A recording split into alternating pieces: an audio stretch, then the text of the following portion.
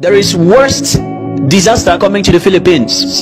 Ending of this October, November and December. God says worst disasters are coming to the Philippines. Saw tsunamis coming to the Philippines. I saw typhoon, more earthquakes.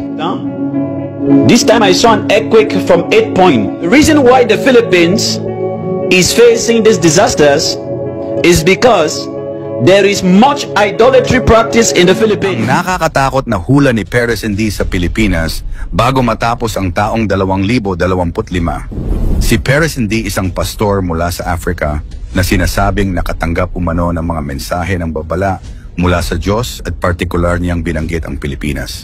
Makakaranas daw ang Pilipinas ng matitinding kalamidad at pangyayari na magsisilbing babala ng langit. Kaya narito ang 10 na nakakatakot na hula ni Perez Hindi sa Pilipinas. Pang-10, tsunami sa Pilipinas. I saw a great wave coming to the Philippines. Many will run and many will cry out to God. Sa kanyang propesiya, sinabi ni Perez na nakita niya ang isang dambuhalang alon na tatama sa baybay ng bansa. Maraming tao raw ang tatakbo sa takot habang ang iba na may mananalangin. Ayon sa kanya, ang tsunami ay hindi lamang likas na kalamidad, kundi isang senyales ng spiritual shaking na gigisingin ng Diyos ang mga taong matagal nang nakalimot sa Kanya. Pang-9, malakas na lindol. The ground in the Philippines will shake, buildings will fall, and people will cry for mercy. Binalaan ni Perez ang bansa sa isang lindol na yayanig hindi lang sa lupa kundi sa takot ng bawat isa. Ilang linggo matapos niyang sabihin ito, nagkaroon nga ng lindol sa Visayas. Dahilan para maraming maniwalang nagkatotoo ang kanyang hula. Ayon kay Hindi, ito raw ay warning ng Diyos, hindi para manakot, kundi para pagsisihan ng mga tao ang kasalanan at manumbalik sa pananalangin. May ilan ding naniniwalang ito'y may kinalaman sa posibleng the big one na pinaghahandaan ng bansa. Pang-8, malawakang pagbaha at pagguho ng lupa. I saw floods covering many places. I saw landslides destroying houses and roads. Ipinahayag ni Perez na nakita niya ang mga lugar sa Pilipinas na nalulubog sa baha at mga bundok na biglang gumuho. Para sa kanya, ito raw ay bunga ng kapabayaan ng tao sa kalikasan at kawalan ng disiplina. Tinawag niya itong cleansing of the land, kung saan muling ipapaalala ng Diyos na tayo ay mga tagapangalaga lamang ng mundo. Pang-7, bagyo na may matinding hangin. I saw a storm coming with strong winds and darkness over the land. Isinalarawan ni Perez ang isang bagyo na magdadala ng kakaibang lakas, may kasamang dilim at takot. Sabi niya, ito raw ay simbolo ng dark season sa bansa panahon ng kalituhan at pagkakahati ng mga tao. Ngunit matapos ang unos, nakita rin niya ang muling pagliwanag ng pananampalataya ng mga Pilipino. Marami ang nag-ugnay nito sa mga super typhoon gaya ni Yolanda at Egay. Ngunit ayon sa kanya, ang darating ay mas matindi pa. Pang-6, pagsabog ng bulkan. Fire came out of the mountains. I saw people running away. Nakakita raw si Perez ng mga bulkan na nag-aapoy at mga tao na nagtatakbuhan. Maaaring ito'y tumutukoy sa mga aktibong bulkan gaya ng Taal, Mayon o Canlaon. Ang apoy daw ay sumisimbolo hindi lang ng kapahamakan, kundi ng pagsunog ng mga kasamaan sa bayan upang magkaroon ng panibagong simula. Pang-5, krisis sa pamahalaan. I saw confusion among leaders. I saw changes in power. Ayon kay Perez, nakita niya ang kaguluhan sa pamahalaan.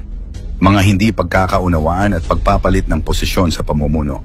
Hindi raw ito basta isyong politikal, kundi tanda ng pagwawasak ng mga sistemang puno ng kasinungalingan. Ibibinahagi niya na God will expose those who deceive the people. Para sa mga Pilipino, ito ay maaaring tumukoy sa mga kasalukuyang kontrobersya at panawagan ng katotohanan sa gobyerno. Pang-4, paglaganap ng karamdaman. I saw people wearing masks again. I saw sickness spreading, especially among children. Ayon kay Perez, makakakita raw muli tayo ng mga tao na nagtatakip ng muka. Senyales ng bagong uri ng sakit. Bagaman hindi raw kasing tindi ng pandemya, babala ito upang maging handa at mapagmasid. Ang mas nakakatakot, partikular niyang binanggit ang mga bata bilang pinakaapektado. Sabi niya, "This will remind the world to humble themselves before God once more." Ito raw ay paalala ng Diyos na siya pa rin ang tunay na nagpapagaling. Pangatlo, pagbagsak ng ekonomiya. I saw people crying because they had no money to buy food. Isinalarawan ni Perez ang mga taong umiiyak dahil wala nang maipambili ng pagkain. Ayon sa kanya, ito'y mangyayari sa panahon ng krisis kung saan tataas ang presyo ng bilihin at maraming negosyo ang magsasara. Marami ang nakapansin na tumutugma ito sa patuloy na pagtaas ng inflation at kakulangan ng trabaho. Ngunit sabi niya, those who trust God will never lack. Sa gitna ng kagipitan, ang tunay na kayamanan daw ay pananampalataya at pagtutulungan. Babala ni Perez, mararanasan ng bansa ang matinding paghina ng ekonomiya. Sanhi ng mga kalamidad at taggutom. Sa unang kalahati ng taon, magiging mahirap ang sitwasyon.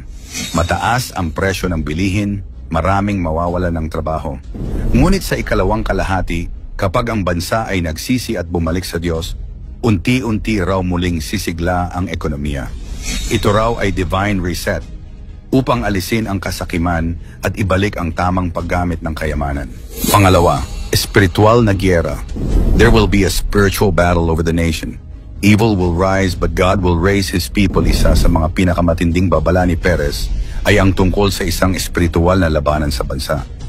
Ayon sa kanya, kakaroon ng paglaganap ng kasamaan, kasinungalingan, karahasan, pagtutukso. Ngunit hindi magtatagumpay dahil gagamitin ng Diyos ang mga mananampalataya upang maging liwanag.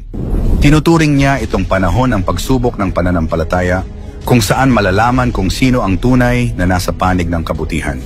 At ang ating number 1, malaking pagising ng bansa. I saw light over the Philippines. After the shaking and the storm, I saw revival. Matapos ang lahat ng lindol, baha at bagyo, nakita daw ni Perez ang liwanag na bumabalot sa Pilipinas. Ayon sa kanya, ito raw ay tanda ng spiritual revival kung saan muling manunumbalik ang pananampalataya ng mga Pilipino. Ang bansa raw ay magiging halimbawa ng pananampalataya sa buong Asya at maraming bansa ang matututo mula sa katatagan ng mga Pilipino. Ito ang pinakamatindi at pinakamagandang bahagi ng propesiya.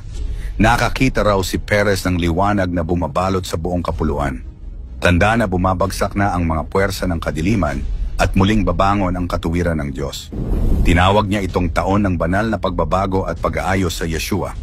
Matapos ang lahat ng sakuna at pagyanig, ang Pilipinas daw ay magiging liwanag sa silangan. Isang bansang muling gigising, mas matatag, mas makadiyos, at mas mapagpakumbaba. Ayon kay Perez D., ang lahat ng ito ay hindi upang takutin, kundi upang ihanda ang puso ng mga Pilipino. Sabi niya, "May the Lord have mercy on the Philippines and may the Lord truly wake up the people." Kaya mga kasuksay, kung totoo man o hindi, isa lang ang malinaw na mensahe panahon na upang manumbalik sa Diyos, magsisi at manalangin. At ang Diyos, yan ang tanging depensa natin laban sa puwersa ng kalikasan. Kung naniniwala kang may layunin ang mga babalang ito, i-type ang amen sa comment sa ibaba. Paki-like at i-share ang video. Maraming salamat at God bless.